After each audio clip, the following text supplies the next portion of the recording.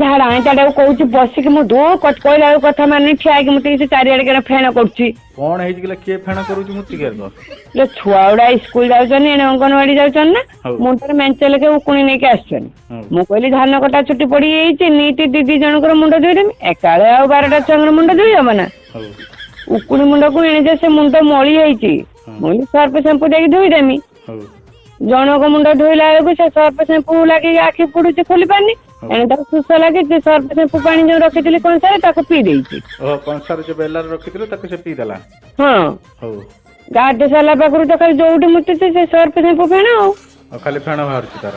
ହଁ ତାକୁ ଦେଖିକି ଏମାନେ କହୁଛନ୍ତି ଶୀତରେ ଆମେ ଆଉ ମୁଣ୍ଡ ଧୋଇବାନି। ମୁଁ ଆକୁ କହୁଛି ତୁ ତାଙ୍କୁ କାହିଁ ଡରଉଛୁ ଇଏ ମାମତିକାର ଠିଆ ହେଇକି ମୁତୁଛି ତାଙ୍କୁ ଡାକୁଛି ଦେଖେ ଚାଲେ ଆସ ମୁଁ ଫେଣ କାରଣ ମୁତୁଛି। ଫେଣ ବାହାରୁଛି ହବ ନା ତାର? କଣ ହବ ସର୍ଫ ସାମ୍ପୁ ପାଣି ପିଇଲା ଆମେ ବି ଯୋଉ ସର୍ଫରେ ଲୁଗା କାଚୁଛେ